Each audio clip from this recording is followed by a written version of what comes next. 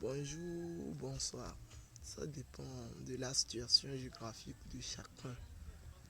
J'aimerais quand même vous parler de l'objectif de ma chaîne et je vais encore parler de mes niches YouTube.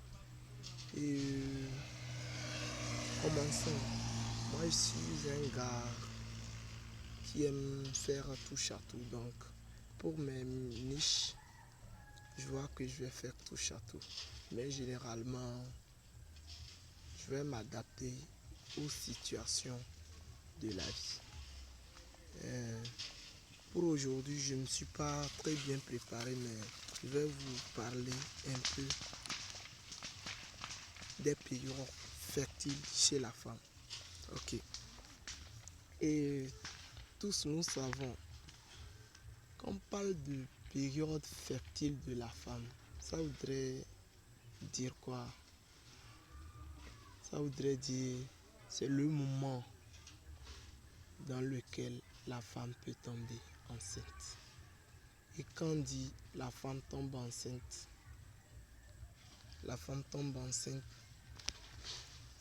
c'est que biologiquement, c'est un phénomène qui se passe.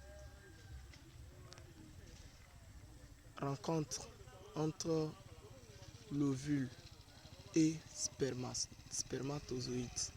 Quand je parle d'ovule et spermatozoïde, c'est quand il y a un rapport sexuel qu'on peut avoir cette situation d'ovule et de spermatozoïde.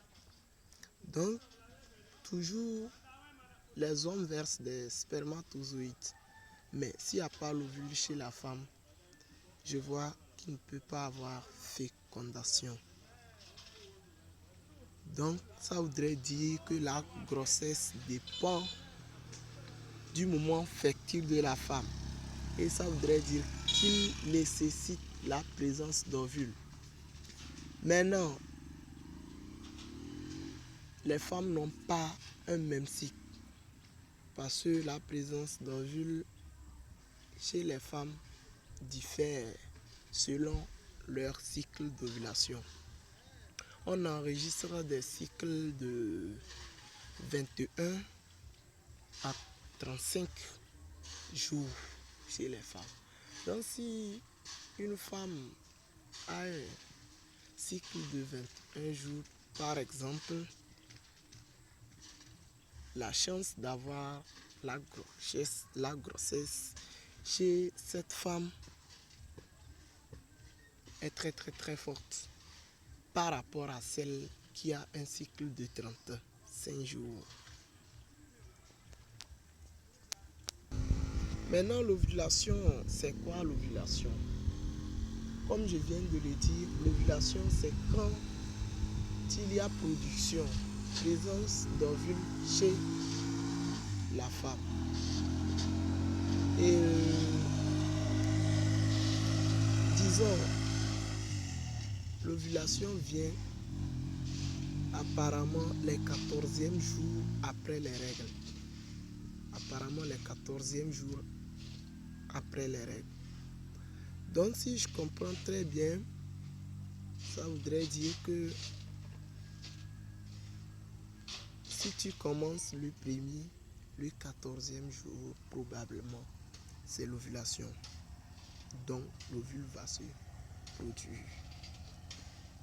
Et voyons, on sait que la durée de vie d'ovule, c'est apparemment une journée. C'est une journée, oui, c'est une journée. C'est la durée de vie moyenne. Sinon, chez d'autres femmes, ça peut aller jusqu'à 3 jours. Mais prenons 2 jours. Chez maintenant, les garçons, on peut avoir des garçons qui ont des spermatozoïdes qui durent jusqu'à 5 jours. Jusqu'à 5 jours. Mais la durée moyenne, c'est 3 jours. Donc, pour les calculs des périodes fertiles, nous devrons prendre les durées maximales pour ne pas tomber dans le piège. Comme on s'est dit, le 14e jour, c'est l'ovulation. Pour une femme qui a un cycle de 28 jours, on va prendre l'idéal, cycle de 28 jours. 14e jour, on a l'ovulation. Maintenant, comme la durée de vie d'un spermatozoïde peut durer 5 jours, on va faire 14 moins 5 et on va trouver 9. Maintenant, l'ovule même peut durer 3 jours au maximum, donc on va encore faire 14 plus 3 et on va trouver 17. Donc du 9 au 17 chez la femme, du 9 au 17 chez une femme qui a un cycle de 28 jours, du 9 au 17, le moment là est un moment fertile. Si je parle du 9 au 17, je ne parle pas du 9e au 17e jour du mois, non. C'est après les règles. Ça, c'est très, très, très important. C'est très, très, très important. Maintenant, le problème qui me pousse à commencer avec cette première vidéo est que généralement, les femmes prennent des grossesses qui n'appartiennent pas à certains gars, ils vont leur présenter. Évitez ça au maximum. Vous allez éviter ça au maximum. Et je vais vous expliquer ça tout de suite.